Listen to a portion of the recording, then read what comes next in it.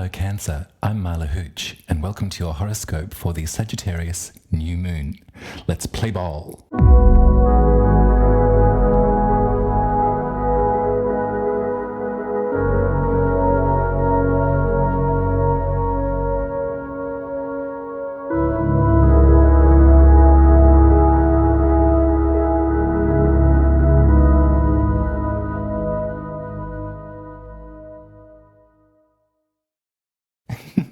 Welcome back.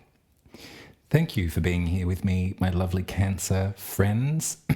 I hope that you're feeling a little bit more centered after the mania of eclipse season. We're probably feeling the slow rumblings and reverberations of the outcome of some of those ecliptical effects now, so be extra specially careful and gentle with yourself. But let's use this lunation, this new moon in Sagittarius, which is happening on Thursday the 24th of November at 9:57 a.m. if you're in the southern hemisphere with me. So that will be the 23rd of November for the northern hemisphere. That will also probably be the night for us to sit with the darkness, my southern hemisphere friends. This is a time to reclaim some of our power in our own lives, some of our input, some of our autonomy, I think is the word that keeps on rolling through my mind when I think of this lunation. We've got some really nice supportive aspects. We've got two trines that I can see right here. A trine is support, remember, in aspect language. And we also have a new moon to reactivate the magical parts of ourselves. Now, for Cancer folks, Sagittarius rules your sixth house, which is where we find ritual. It's where we have our relationship with our body, how we activate health, routine, and how we tend to our regard for the animal kingdom and for the plants and trees and miracles of nature. So I see this new moon as a real reacquaintance with your healthy rhythms, the healthy rhythms of life that can buoy you on. The supportive aspects that I can see, first of all, let's talk about the tarot. So Sagittarius in the major secrets of the tarot is the Temperance card. And this angel knows a thing or two about melding water and fire. Now, we know that that's kind of difficult to do in life. We often get a lot of hot air, a lot of steam can sometimes happen when our emotions are met with passion. This angel knows that there's great value to be found in both modes of being. And they've found a way to mix them together and to create with them. You can see that they've got 1 foot on the earth, 1 foot in the water, and 2 cups that they're spilling back and forth. There's the sigil of fire on their chest, and their great big red wings remind me of the majesty of the natural world and the magic that can be found in your everyday life. This lunation is happening at 1 degree of Sagittarius. So we'll enter Sagittarius season, and then the day after, we're going to have this lunation occur. 1 degree of Sagittarius is the 8 of Wands. You can see there 1, 2, 3, 4, 5, 6, 7, 8 magical wands all moving in the same direction. In the Modern Witch Tarot, there's a motorbike going full steam ahead.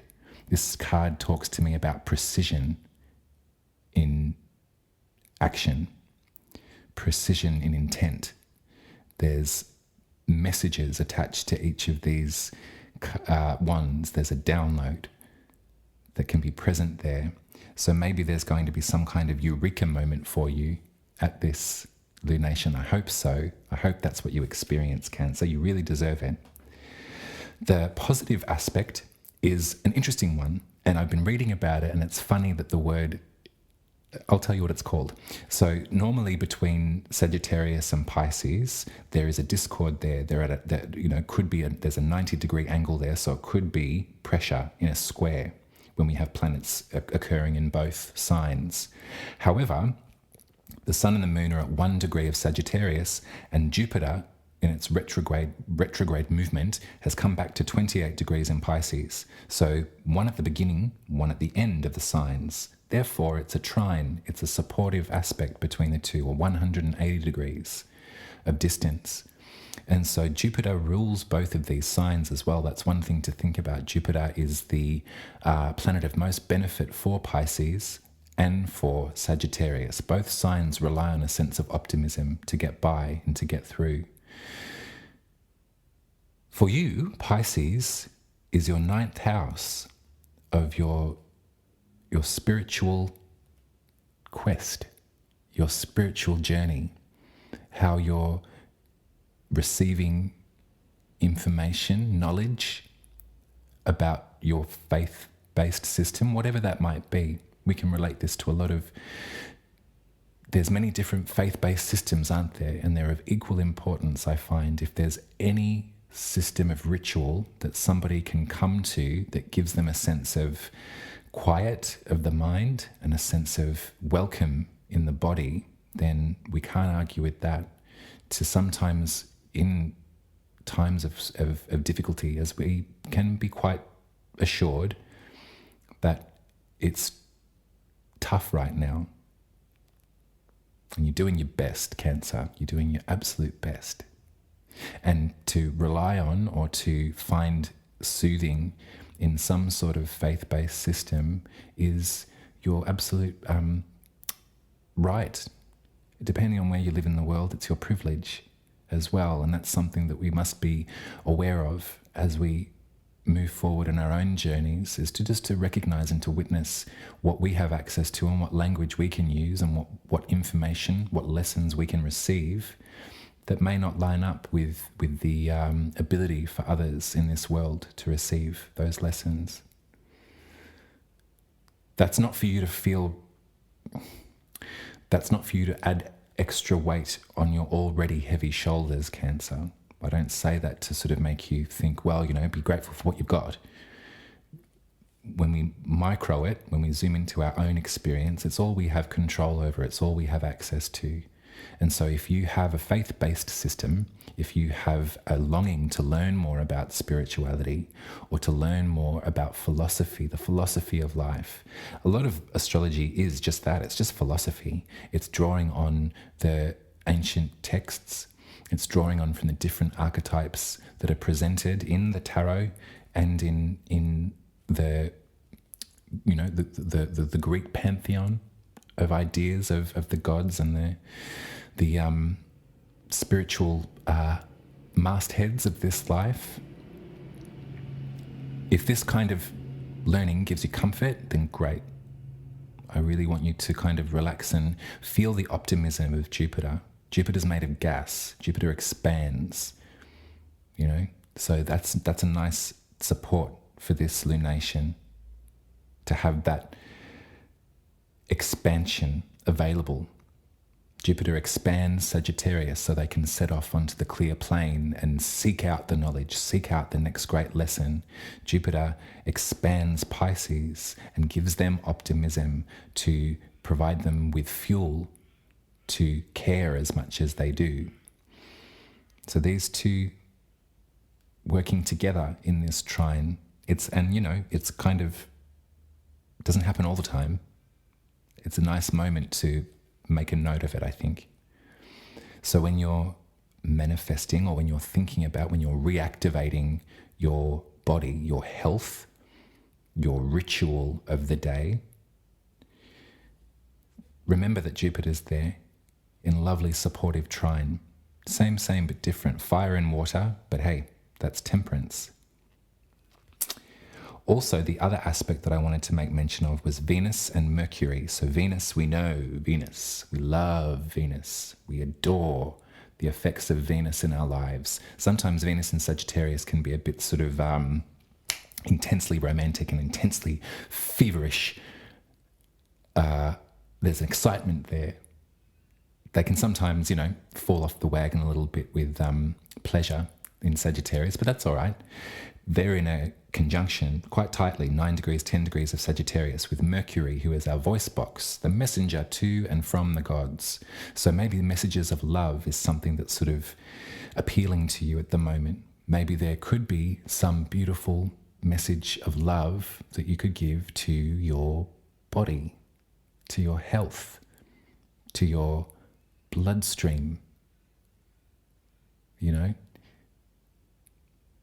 This is going to be a nice one for you, Cancer.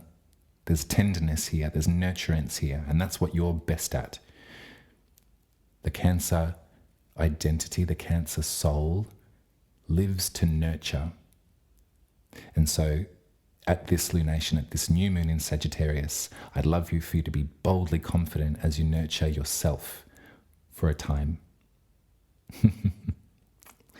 The other aspect that has Venus and Mercury involved is in trine with Chiron in Aries. Now, Chiron is the wounded healer. Chiron is the asteroid that reveals to us perhaps where some of the deeper wounds lay for us. Right now, as a collective group of consciousness, we're all experiencing a bit of a wound of the self. Chiron in Aries does look at the wound of self. Aries rules your 10th house of your career and your most public face.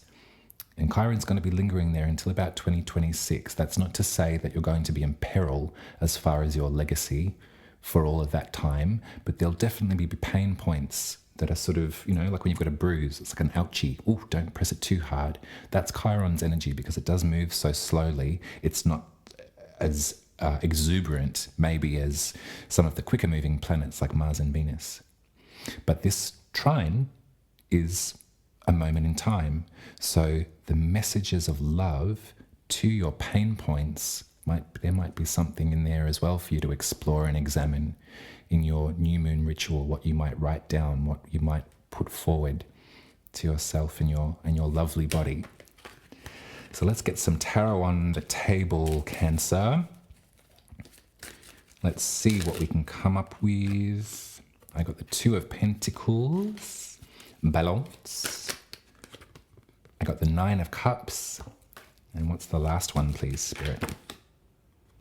And the Knight of Wands. Yeah.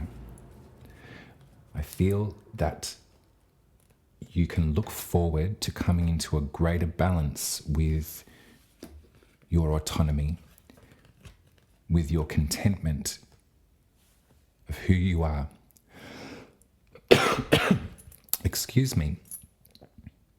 Your contentment with your own company, with yourself. You can sit back and marvel at the collection of emotional knowledge that you have right here in this very moment. As a Cancer persona, you know a lot about emotional lessons.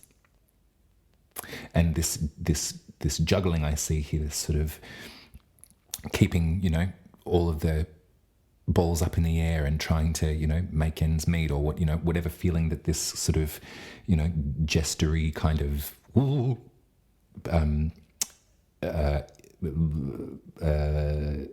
sort of dance, maybe, whatever is this, think of if you're trying to balance your pentacles, you're trying to keep, okay, that bill's paid, okay, great, okay.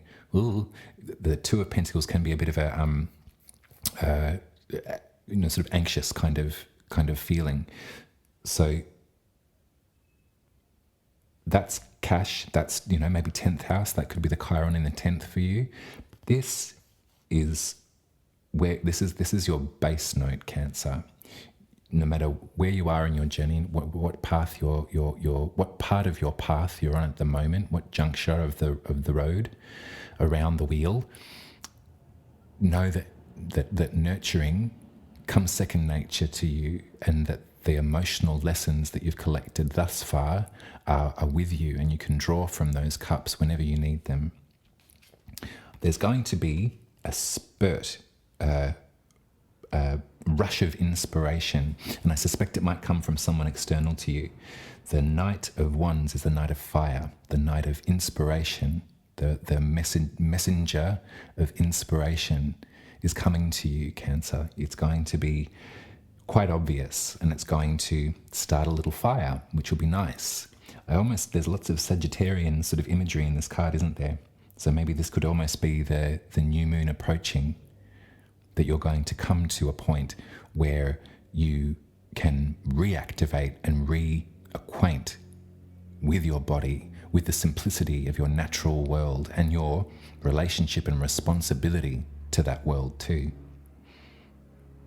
Yeah, that's your reading, my lovely Cancer friends. Thank you very much for being here with me, and let me know how you like the new intro, if you think that that's something that will lull you into concentration in these readings. Thank you for liking my videos and for subscribing to my channel, for all of your lovely support and well wishes. It's really most appreciated. Do head to umaruby.com and get your birth chart booking organized. I'm taking some time off in January, I think, for a little while, just a couple of weeks, but I'm going to pummel it rest of November, all of December. So get those bookings in so I can give you a beautiful birth chart reading before we start the new year.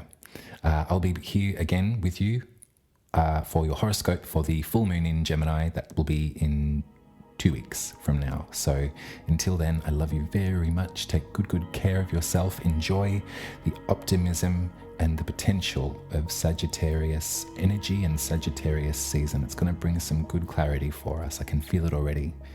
I love you. Take care. Bye.